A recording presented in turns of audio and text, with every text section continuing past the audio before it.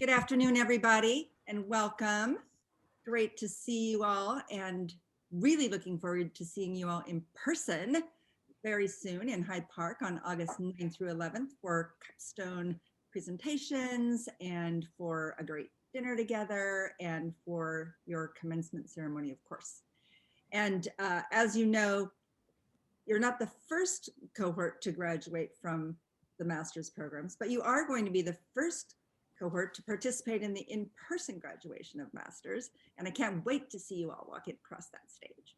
But meanwhile, we've scheduled this meeting to give you all some feedback and tips to help you get through these last legs of the program and to get through them with really great success. I know it's been a long and challenging path to get to this point, a third of the way through the capstone course, with all that has gone on in the world and all that's gone on in your own personal and work lives over the past year. But that said, we don't want you to lose momentum at this point. We want you to do your best work this semester and finish this program really strong. So that means exiting the program with a high quality, executable plan, even if you don't plan to actually execute it immediately after graduation, or even if you don't plan to do it ever. Because doing the process, getting through the process and delivering this product that you're going to deliver at the end of this course is going to be a valuable experience for whatever you do that will serve you in your future, your career, your work life, or whatever you do in your future. So remember when you first started from Provost Erickson at the beginning, the goals for us at CIA and in the master's programs and for you as representatives in the industry, that your goals are to strive for excellence and be industry leaders and go out there and make a difference in our food system in a big way or in a small way. Collectively, you will all have the opportunity to be impactful. So we want you to use the tools you've been given throughout the program, engage with your advisory committee chairs and mentors, reach out to the mentors on our online mentor network, which I know you've received the information that it's active again, and we have about 50 mentors on that site that you can reach out to. You all have credits, and you can have as many credits as you want to reach out to those people. The graduates from our first cohort will attest to the value of working with their advisors and mentors through this process and how influential they were and how helpful they were in making connections throughout the industry for their future. So really take advantage of all of those opportunities. So hang in there. I know it's tough and we're on the home stretch, but we want you to do your best work, and not just for the grade, but for yourself and your future. We're proud of you, and we want you to be proud of yourselves when you get out of this program. So now you're going to hear from faculty and section leaders for the capstone course with some more insights on investor readiness, importance of customer focus, and tools and resources to make your presentations the best quality they can. And we're going to start with Professor Buter. Thanks, Kathy. Nice to see everyone. And I very much look forward to next week. On Wednesday, Thursday, and Friday, I have half-hour calls set up with each of you individually. So we'll have a chance to do a deeper dive then, and that'll be the beginning of our interactive working process. To this point, I've just been talking to a screen, and I look forward to talking to you, each of you personally, and helping you refine your ideas, your business idea, and help you move along the capstone track. Right now, we're in the hardest part of this course, the capstone course. And the reason I say that it's the hardest is that it's the part of the course that requires you to get out of your own head a little bit and to get into the head of your customers and prospective investors. And that's a really hard thing to do, because most of people who have become entrepreneurs have identified an idea that they love and they want to bring it to the world. And sometimes that works.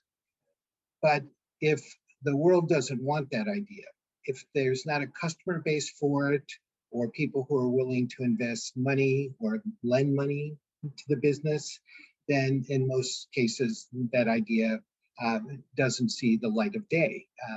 So getting outside of our own head and really thinking about your concept here from the perspective of your end user, the customer, and also thinking about it from the perspective of your investors, whether that's family or friends or professional investors, is the key challenge that we're in right now in this part of the course. It's a hard thing to do, and I don't want to minimize the amount of self-discipline that it really takes to do this successfully.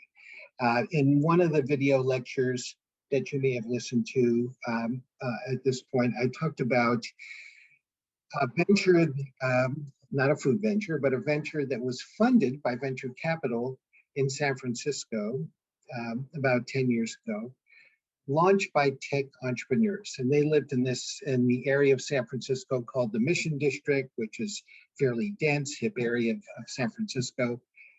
Their challenge was not having quarters in their pockets for parking meters. So somehow they convinced a venture capital firm to invest money in their business venture, which was selling $18 of quarters for $20 to people who needed quarters for parking meters.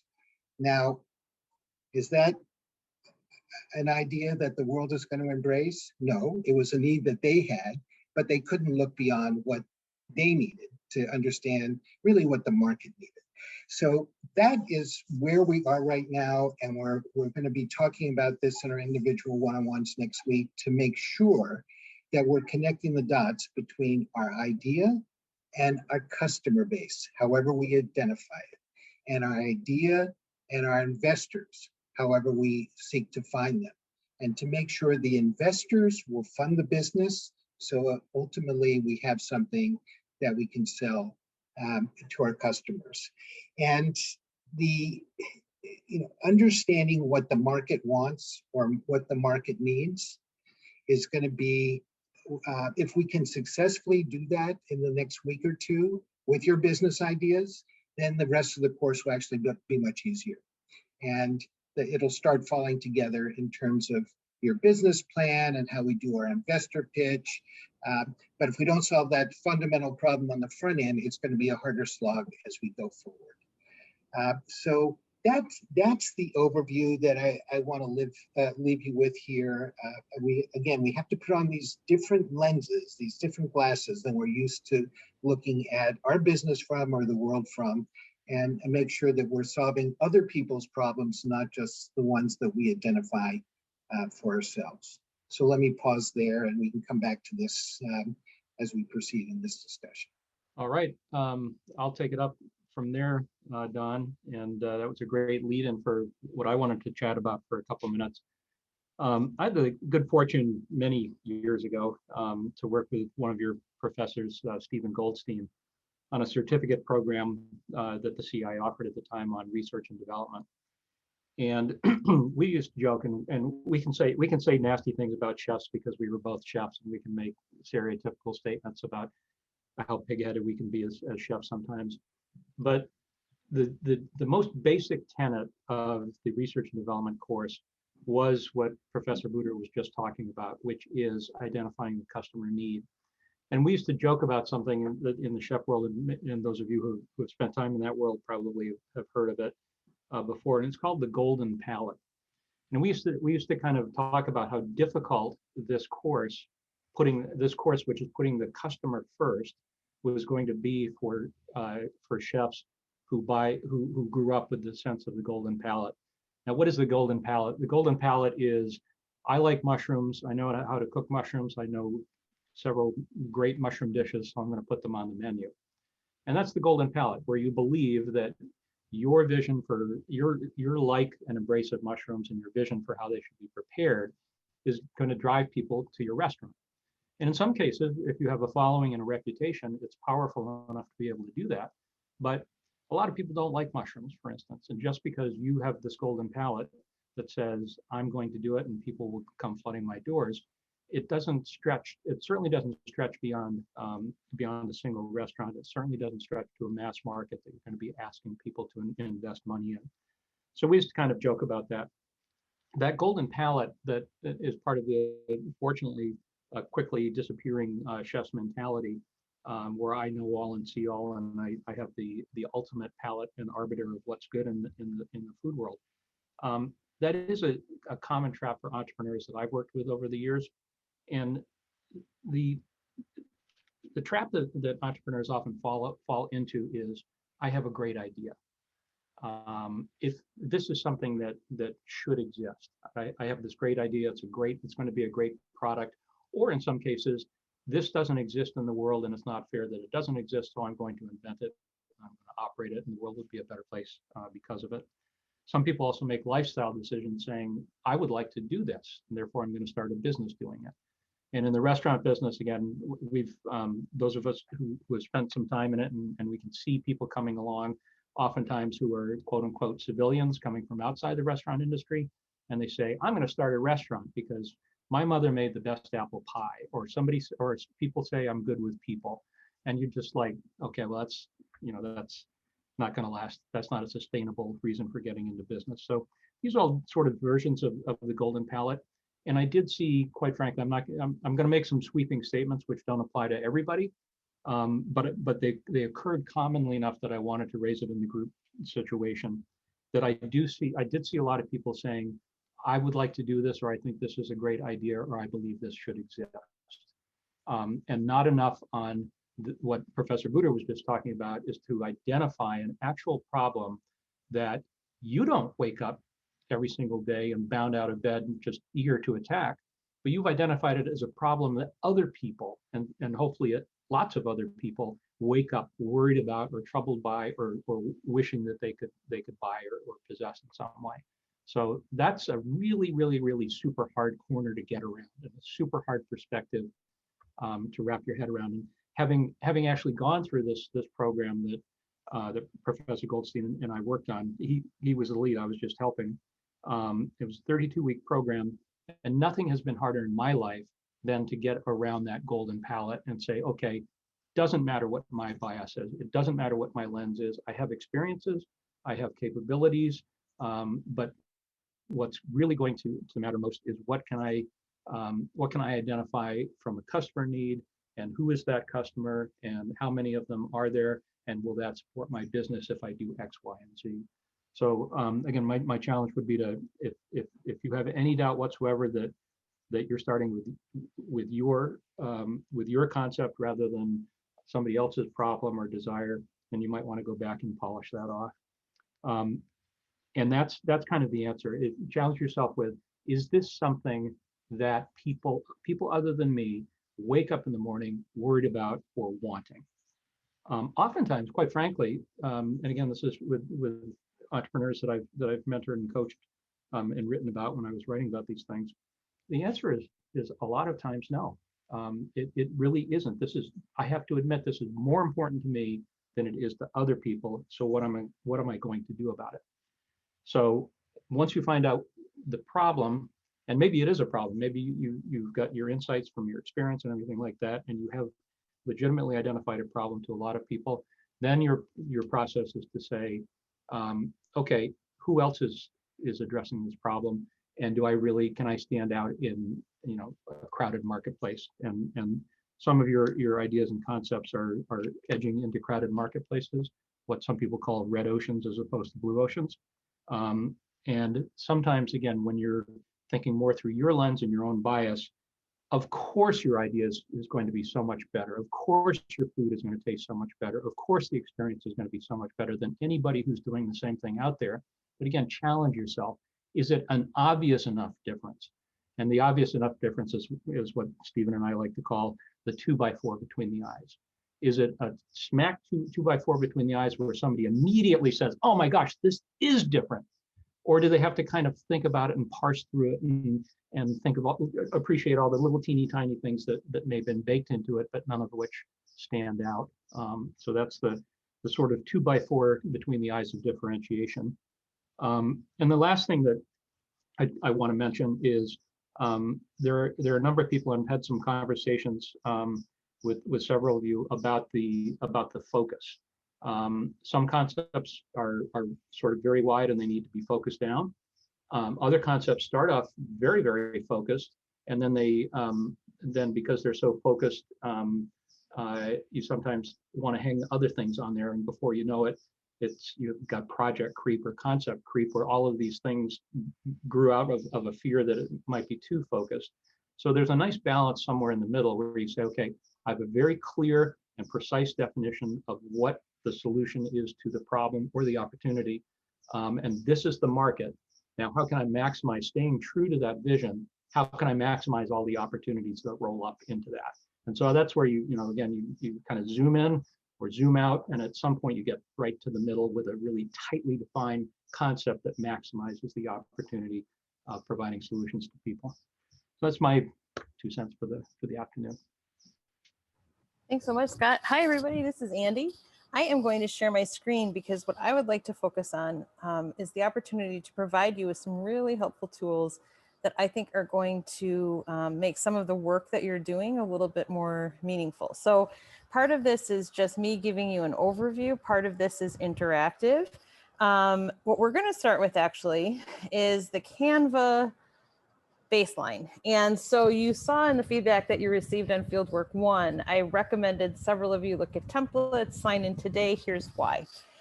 We want you to focus on content and not get bogged down in form. But as Kathy said, we want you to have the tools that you need to produce the best quality presentations possible.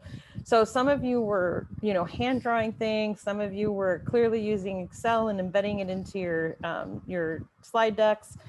I wanted to just walk through a few things that are free and available to you. And I had actually individually messaged a couple of you to talk about this a bit as well. There are a lot of websites out there that are, available to purchase templates and all of that stuff. We don't want you doing that, but we do want you creating documents and learning artifacts that are crisp, concise, compelling, and let's just say clean in terms of their design. So I will put this together in a list for you, and Lisa will post it to the Moodle space. But Canva really has a lot of very high quality stock photos that you would actually have to purchase through Adobe, and they have a lot of really excellent templates. So we wanted to start with something you're creating a lot of, which is a slide deck. And you'll see here that the templates are under presentation templates. But under that sub-level, you'll see everything from simple all the way to pitch deck. So we want you to look at the presentation templates. We also want you to pay attention to what's now called the talking presentation, which is a new picture-in-picture, where it automatically takes your slides and you record right into the website. Again, free of charge. It does timing, it does advancing. There's great color schemes that you can use. Lots of footage, some animation, and it's really, again, super basic. So you start with your clean template or a template that you have already in mind. You can adjust the timing. There's tutorials on this. We'd like you to start using these pre-formatted templates so that your designs look consistent and are of the highest possible quality. There's also poster templates. This will become much more important for 501c. Your learning artifacts that you will produce, and there'll be more information released about that when the course guide is released. But the poster template is also something that you can use to create an infographic, for example. Additionally, they have infographic templates. Also, you'll see things like proposal templates in case you're writing up a report. And then there's the individual blank templates. You can do things like search photos. So if I wanted to search something on sorbet, it's a hot day here in Milwaukee, all of these photos are available to me. And so I don't need to spend the time looking on Google Images and then, trying to find something that's Wiki Commons. They're all able to be used. They're all able to be produced. And it really is as simple as just starting with your template. So if you're doing a day in the life exercise, you can use a photo collage template, and each of these becomes an element that you then can create and customize simply by clicking in here, adding a picture, removing a picture. Same Same thing with a trifold. Let's say that part of your marketing plan is to have a brochure that you're using that you can give to people. Play with these tools and make them your own, and make sure that you're using the kinds of things that are readily available to you, so that you're not having to spend extra time on the, you know, kind of form. You're able to use that same time for research. So again, lots of different templates. You can craft a menu. If you're operating a food service establishment or opening something, they have, again, many, many, many templates, all of which are customizable. You can use your own images. You can use their stock image. Each of these letterheads, flyers, posters. So become familiar with what's available to you in Canva and make sure that you're using the resources that are there. Mural boards. These are not things that, you know, you've not seen before. They have a lot of different standard templates, but you can create things like business model canvases. You can create a mind map. You are eligible for a free account through the Food Business School. All you have to do is sign up with your CIA email. You can create your customer journey using a mural board. So, you know, I saw a lot of you were trying very hard to make the information accessible and concise, and I applaud everyone's efforts as we looked at ways that we could make this process of working repeatedly on your pitch presentation, your playbook, and the various scaffolded strategies. We decided to share this with you as well. Strategizer is not anything new, but I'm not sure if you know that you don't actually have to sign up. You can just go to their page where it says Canvas and download as many blank templates of the value proposition canvas, the business model canvas, or even things like team alignment and the portfolio. And here, right here, get free resources, create my free account. There's more than 30 downloads that you can use for the presentation and for the assignments in this course. I also wanted to draw your attention to a site called Information is Beautiful. They take high quality images from infographics and make them readily available for you to look at. You can search by food and drink, which I did here, and you'll see that there's URLs that people have posted and shared out, some going back quite a few years, all of which include data visualization that was done through the Information is Beautiful website. I'm sharing this with you so that you have a sense of what's out there and ways that you can use visual images to convey a lot of kind of, you know, content rich or data heavy information. This will be critically important as you build your playbook, because there is a limit to the number of slides that you can use. And we want the playbooks to be uniform, and we want them to have high quality information. So now what we're going to do is I'm going to post inside the chat a link. This is to something called a Padlet. And all of you are invited to click on that link. You shouldn't have to sign up or do any download. It should take you right to that web space.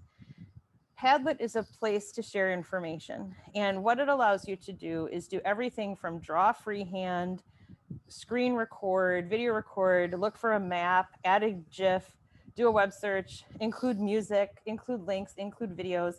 Each of you could create your own Padlet and use that as your notebook. So you have a single place where you can keep all of the information related to your project, your concept, or your work. So I'll ask, has anyone been able to log in or click on the Padlet?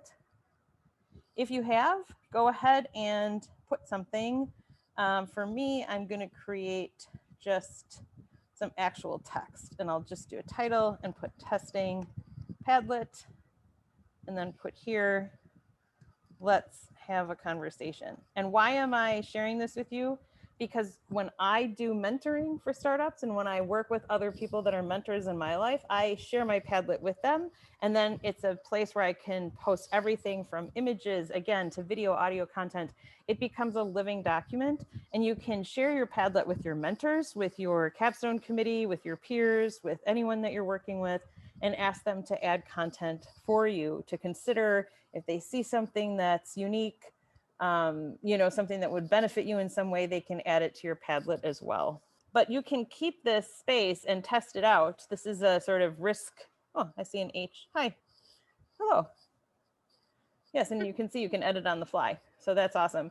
The other thing too is that when you create a general Padlet like this, it's anonymous. So I don't know who is saying this to me, but I do see it here. So like if I wanted to do something, oh, hi, Angela. And you'll see here, it tells me when it's been updated. So if I wanted to say, add a link, let's say I wanted to look for something or do a Google search, I can say, again, sorbet, and I can link to the web, link to, apparently there's song lists about sorbet, YouTube, a GIF, images. So I can click on this beautiful image here. All of the detail and metadata and appropriate attributions are in here. So you don't have to worry about that either. So you can click on that to get more information. Again, not to make additional tools for you just for the sake of making tools, but I think that if you start to use graphic notebooks where you're adding text plus visuals and stay in that mindset, it will help you be more successful in doing the work that you need to do for the playbook. So I wanted to share that with you. We will continue to embed these tools into the assignments as they're upcoming. I will continue to recommend them in the feedback that I provide you on the assignments that you've already submitted and are continuing to submit. But again, we just hope that this is something that you find useful in terms of ways to organize your thinking, to create better content in less time and have more time to do the research, the conversations, all of that good stuff that is a critical piece of this course. And at this point, we wanted to open it up for questions, but we're eager to hear from you in terms of what you think would be most helpful to you. And maybe there are some obstacles that you're facing that we can help you think through as you go from, unit 1, which wrapped up, into more of the content in unit 2. So Andy, while we're waiting for people to post in the chat, if I could just make one final comment. Again, looking forward to our individual calls next week. Next week is really the opportunity for us to do what Scott has been doing with many of you, kind of pressure testing the idea and thinking about the idea of maybe adjusting or pivoting. And pivoting is a skill that every entrepreneur needs to have, so it's not a dirty word in the world of entrepreneurship. But this would be the time in this course to think about whether we need to not throw out what we're doing and start all over, but adjusting so that we can lock in to a concept and a business idea to finish the course with. So I just want to have people think about what questions they have about adjusting their concept or potentially pivoting a little bit to the left or the right, so we can talk about that when we speak individually next week. Thank you, Don. Any other questions about the content? A quick question. To have everything ready so that we can be as everything to be as helpful as possible, what exactly do you want us to have to present to you during our conversations next week? And I think it's really just the big questions that are in your mind right now about the idea. And to Scott's point, have you really thought about this from the perspective of the customer? And then we can talk a little bit about the perspective of the investor. And I'll be a bit of a devil's advocate when we speak, and we'll pressure test the idea. My goal is that at the end of each of our individual calls, each of you feel like you have a path forward, that whatever pivoting or adjusting you need to do, we'll be able to do next week together with Scott's input, and then you've got your path forward for the duration of the course. Great, thank you. This is Angela. I just put a question into the chat. Just curious if we know who we're actually pitching to at the end, who makes up kind of that final panel that will be the audience. Your final presentations will be presented to your cohort members, as well as Dawn, Andy, Lisa, me, Scott. Unfortunately, because of COVID, we probably won't have as many other people as we might have liked. There may be an investor or two, depending on who we invite and who might be able to come. But also we do invite faculty administrators from the CIA, the main campus, so they may come. What we'll do on the evening prior to the presentation, so Monday night, we'll have a reception where you will have your posters displayed with the times that you're presenting the next day. And we'll invite the CIA cabinet members and other faculty to come to that reception. And anybody who wants to can see what time you're all presenting the next days and drop into presentations that they're interested in viewing. But in general, you'll be presenting mostly to your faculty from your capstone course and all of us. And I'm working on getting the presentations videotaped as well, so that we could utilize those, or you could utilize those in the future. Cool. Thank you. One other point too, a couple of people have messaged me about the grade book, so I'm going to look into that. There are multiple places where you would see feedback. So I'll double check and make sure that Moodle is showing you everything that, that you should be seeing. And Judy asked a question about the playbook. It is in your course guide, the sort of detailed step-by-step. I think it's on pages, I want to say 26 and 27. You can always start mapping that out. And some of the tools that I showed you today would be great for you to start creating early drafts if you'd like. We want you to stay focused on the scaffolded work as you're building it out. And it's not a direct correlation. So just because you did a customer journey map, the reason you did that is to think about what that day in the life looks like. It doesn't mean that you're going to actually, put that day in the life into your playbook. It's what did you learn from that exercise? Who are your customers? What is your sort of total addressable market versus your target market? So those language issues, around nomenclature and meaning, we're working through that together over the course of the term. And then the playbook itself will be how you tie everything up into the pitch format, the pitch deck format. So we use the words playbook and deck interchangeably. Your playbook will be in the form of a PDF version of a slide deck that you've built with all of the various components that are listed in your course guide. Are there any other questions? I do have a question about the graduation itself, and I'm sorry, I was 4 minutes late, so if I missed this at the beginning, are we going to be able to have guests at the graduation, or is that not something that's happening anymore just because my family's trying to plan their summer things, and obviously it'd be nice to have my fiance there, my brother, father, whatever. Just wanted to know what the situation is. So this is an ongoing conversation. There's a commencement committee, which I'm on with a whole number of other people in administration at the CIA in New York that meet regularly every 10 days or so to talk about what the plans are. And as you can imagine,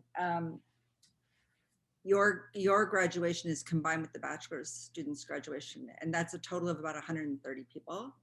And so we're working on plans of how can we organize it and invite some guests and maintain social distancing and all of the requirements that are made by New York State.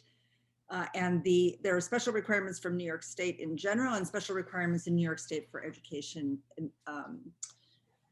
colleges and things like that. So we have to follow all of those. Anyway, right now, I can't commit to anything, but we're hoping to allow 2 guests per person. That would always be the maximum. There would never be more than 2.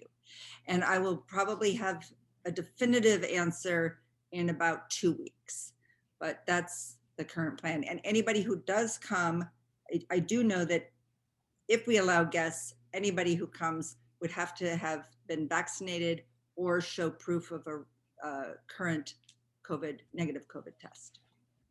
So all of those details will be, forthcoming in writing and all of that. But at this point, I can't commit to the guests.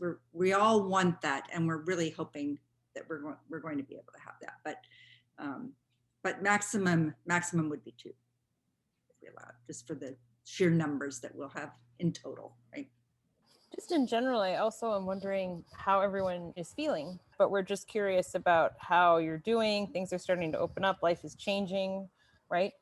So obviously the workload is deliberately intense, but we'd love to just get a sort of barometer reading about how everyone's feeling about things in general. All right, I see some thumbs up. That's good. It's okay if it's not. We just want to know, kind of how everyone's feeling. And if there is something that would help you specifically, please reach out to us privately if you'd like, and we'd be happy to connect with you. A reminder, I have office hours on Wednesday nights. So we've developed a little conversation circle, I think, in the office hours, but everyone is welcome to drop in at any time. And as I said in the video, in the sort of intro video, even if you just want to work through some thoughts or have someone there, please feel free. It's important that we have community and connection even in an asynchronous online course. And so opportunities like this to talk to everyone are great, but also make use of office hours, reach out if you need meetings that are private, whatever it is that you need. And I'm glad to see so many positives. Yeah, overwhelm is normal at this state, Andrea Todd. And the financials, that is something really that we were just actually talking about that, Professor Booter, myself, Kathy, Lisa, and a couple other folks. If you need help on comps or if you need help on some of that material, Raven will get that for you. So make sure that you remember that we've got an excellent research and reference librarian in Raven Fonfa. She encourages people to reach out early so she has time to grab it, but she will tell you what databases to use. She will oftentimes be able to produce reports, share things that are already in the CIA's library holdings. Oh yeah, okay, so Christopher, FDA approval, that is almost like its own full-time life occupation, right? I mean, that can take some time. So, but yeah, I mean, just make sure that you make sure that you remember the resources that were shared early on, which feels like 100 years ago. But Raven is excellent. Judy, glad to see you're staying busy and happy. It's really just great to see all of you. And those who are watching this after the fact, our thoughts are with you as well. And please reach out to us and just let us know what you need, because we want everyone to finish strong and really feel good about what they're sharing. But I think that's it for me. If there's any other questions from or for anyone else, let us know. And remember, you can always refer back to content from your other courses if you need to go back and access anything from your business fundamentals or anything like that. Those courses are, I don't know if anybody does that, but they're all still open to you. So I have gone back and looked, and Heidi is not able to be on the call, but she said that her classes from last summer, or like the first couple semesters, disappeared on her Moodle. So I just, because you just brought it up, I figured that I told her that she should contact IT, but the couple of them have dropped off for her, not for me. You can access. There's different view settings, and sometimes you can accidentally toggle something without even being aware. But that's a great suggestion, Christopher, because we definitely keep it open. As to Andrea's question, how long after graduation? Kathy, can you remind us of the policy on that? I think we last year kept everything open for about a semester. Yeah, so that sounds right. Download, things that you want to download if you haven't already and things like that. So yeah. And we will give you advance warning on that too. We always send out a reminder. Thank you. And is it are we able to download like video lectures? Is that something we can do? I guess forgive me for not being that savvy. No, it's fine. The videos are posted to unlisted YouTube channel, right? We don't want them publicly available, but they're hosted on YouTube. They used to be hosted on Kaltura, which is the internal media server, but it doesn't play nicely with Mac OS, and a lot of people are on Macs. So we have the backup YouTube. It's an unlisted link. There is an unlisted playlist, and you can bookmark those for yourself. You can do that now. And just create your own playlists in your own private YouTube. They just can't be shared publicly. But all of the videos, if you click on them, they go right out to the link. And then in some cases, of course, they are public videos, but you can absolutely make playlists for yourself inside your own YouTube account. Thank you. Helpful. Of course. Any other questions? Yes, Andrea? Yeah, a second follow-up question to what you just mentioned about the playlist that's available. Well, you said that the material is going to be available for a semester after, and then we'll get a warning that it's not going to be available anymore. As far as the lecture content goes, if we make that playlist, will that always be available to us, or is that access also going to disappear after? No, that will always be available to you. So the Moodle content will close out after 6 months, in part because you wouldn't be able to. I think there's like an alumni access to the portal that doesn't extend to Moodle, right?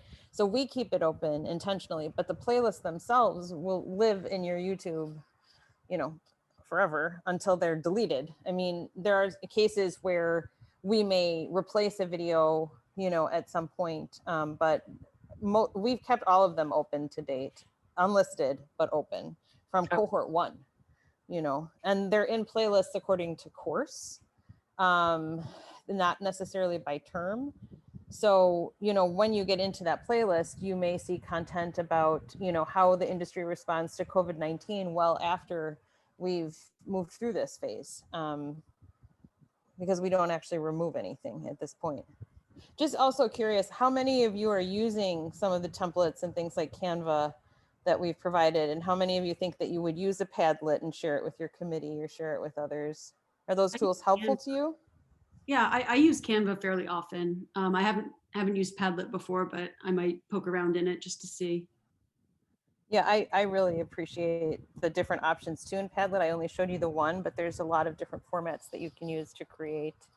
Canva, never seen Padlet. Yeah, Travis, I think Padlet is particularly helpful, like I said, because there's so many types of easy to post documents, right? Because how often are we working where we're like, oh my gosh, this YouTube video, and you have to copy the link and put it in a Google Doc. And, you know, this just makes it very, for me, I'm a very visual thinker as well. And so when I see the image of the sorbet, I'm like, oh yeah, that's right. That's what I wanted.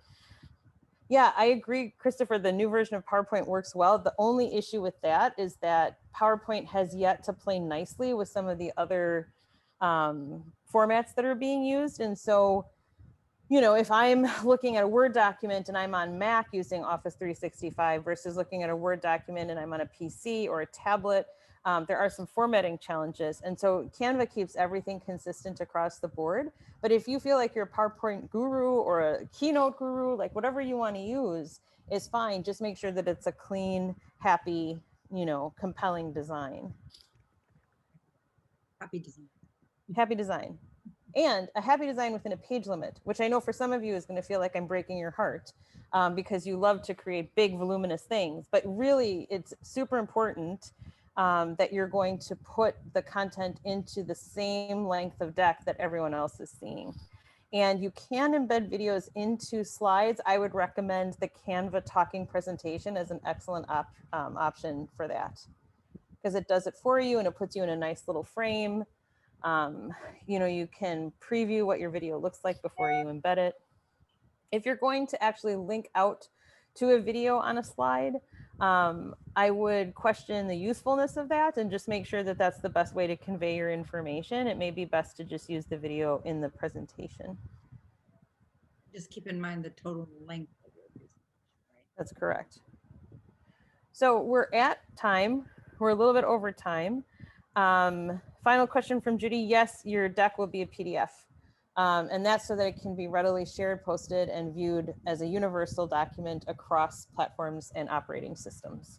But the presentations, as Kathy was saying, you are the first cohort to present live. So you'll be presenting live, not via Zoom, and you will be able to use your slide deck or not. We'll be releasing more information about that. Your poster, though, will need to be printed. And more information, again, will come out about what that looks like. But PDFs are the choice because of the universal portability of them. And note that you don't have to individually print your posters. So we're going to, once you get all this information in your syllabus, you'll know, but you'll create your poster artifact in specific sizes and parameters and all of that. You'll upload the PDF. I'll get them printed for you in Hyde Park. And so you aren't carrying them on the plane. Yeah, exactly. Look like, you know, art students with your giant portfolios. But the other thing I wanted to mention to you that just came to mind is that all of your graduation regalia, I'm having sent directly to Hyde Park, and we'll hand it out to you that first day so that you'll have it there. So you don't, again, have to get it at home and bring it with you and all of that. Okay, well, let us know if there's anything you need. We are so excited and hope this was helpful. We look forward to having more conversations like this so that we can just share ideas and hear pain points and also hear what's working well. But if nothing else, I will look forward to diving into the work from the Memorial Day holiday weekend this week, and I will look into that Moodle issue and figure out why some of you are seeing comments and others are not. And yeah, please reach out if there's anything else. Thank you, Professor Booter. Thank you, Scott. Thank you, Kathy. Thank you, Lisa. Thank you, all of you being here. Kathy, I will let you close it out. I don't have anything else to say either. Just thank you all. Really proud of you all. I know it's a lot of work and just so excited for all the processes that you're going through and all the excitement that will come with the culmination of your great work. And look at that cute dog that Judy has. Dogs are the best. Definitely a dog-friendly course. Yeah, exactly. Exactly. We encourage Yes. dogs to participate. There you go. That's And on that note, And you I know wish what? you all a great afternoon. all right. Thank you. Thank you very Thank much. you. Bye.